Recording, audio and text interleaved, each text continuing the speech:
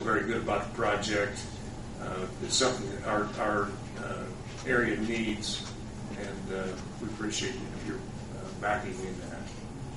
Thank you, Bob. Thank you. For the initial pass, Gary, they don't include any of the residents. It's just corporations and businesses for the first initial pass that we're going to do. Good, go with residents. Then we go point A to point B. There you go. That's next. Thank you. Thank you.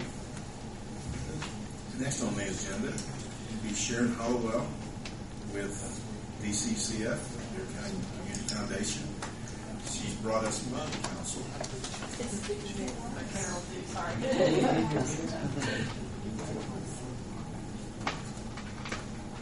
Thank you for allowing me to come tonight. I'm coming in support of the 150. The city and the committee has done a wonderful job planning a great week, and we're proud to be able to sponsor over $5,000 in it's a real big check, right? Thank you. Yes, they actually have. Let's get a photo op. Yeah, they couldn't get that one. Stay back.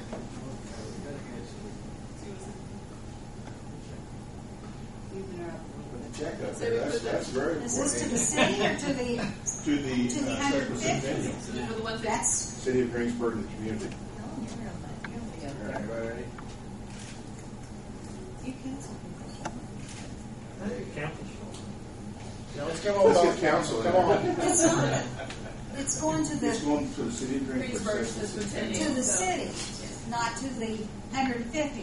Greensburg 150. So it's So it's not the city. So they get it.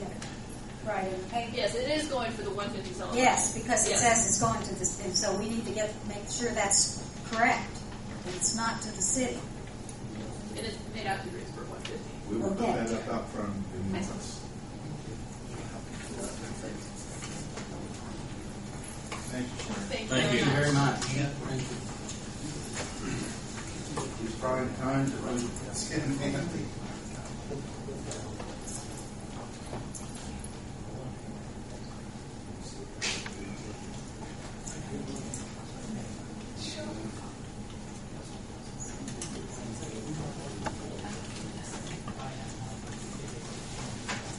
Got one last thing on the agenda. All right, well, Yeah, come on, Mr. Winning. We do that with two things. When we were first passing out duties on where we were going to put our responsibilities, at the time I worked in Greensburg, and it was easy for me to get away at 1 o'clock when they hold these meetings. And it's not easy for me to get away at 1 o'clock anymore because of my job. So, and having a 20-minute drive out to South Cater and back. So, with that being said, it's not fair for me to actually not show up at that position. We need somebody else to take that position over. Only because I can't make these meetings. So, if we can appoint someone else that would care to sit in those meetings, I am all for it. Do you have anyone in mind? Herb, I can't. Well, they're really limited because there's not, I mean, everybody works. Yeah, Bill brings up a good point. I mean, you have to be unemployed. To make it does not have to be a city council. That Okay. was my next All right. question. Does Does not have to be. city council? Here's the requirements. There are no city residency requirement that you live in the county. There's no political affiliation requirement. City council appoints one person, so you can appoint someone. One person who I thought would be good. He is a city employee, but he is Jeff Steele. Yeah, that would be. Who's familiar with GIS See, I thought we had to systems? have a city council person. No. But that would be fine. That would be perfect. I have spoken with Jeff, and I have spoken with his boss. So, Yeah, it's at 1 o'clock for about an hour, half hour to 45 minutes to an hour every 3 months.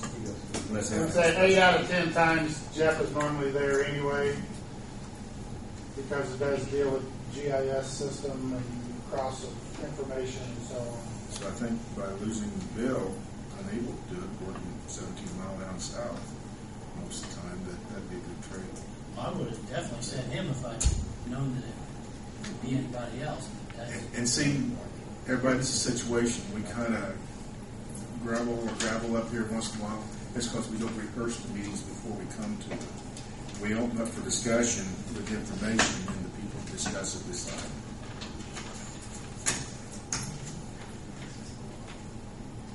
But that is a council appointment, is that Yes, correct? yes.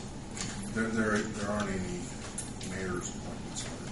Is just that still would something we be, need to vote on, or?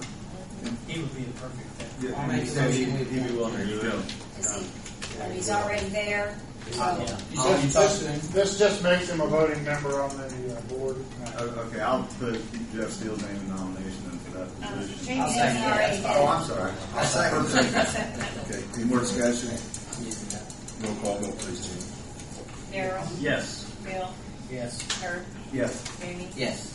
Ellen. Yes. Nice, Jeff Steele is the new 911 board member. We have one more thing under mayor's issue to discuss. And this is very different. This is a termination of the tax abatement from R&C Realty LLC, the old Kmart building. Originally, abatement was given to them for 7 calendar years. And that was for the purpose of renting the facility to Honda. So Honda would have employees there for training. And that is now expired, and the property has been sold. And so now this one here should be terminated.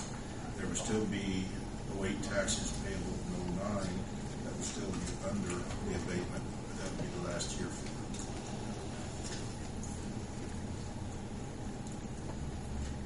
Do we need to make a motion? You would need to make a motion and vote. I'll make a And this motion. is something, excuse me, Gary, but this is something that normally would go with the new owner.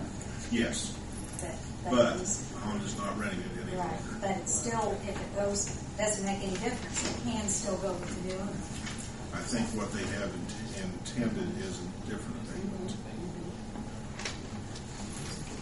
If the council so approves. But for this right now, it's not being rented to Honda any longer, so it should be terminated.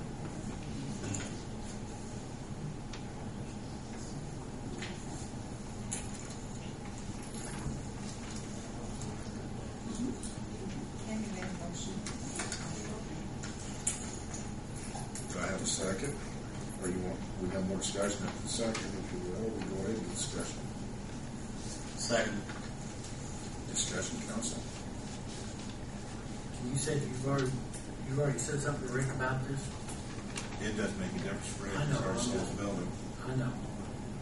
And whoever pays, and that's discussed between the buyer and the seller normally, right? Who's going to pay the taxes next year. And so that's between them, that's their business. But what I do know is it's no longer being used for what the payment was given for. Yeah.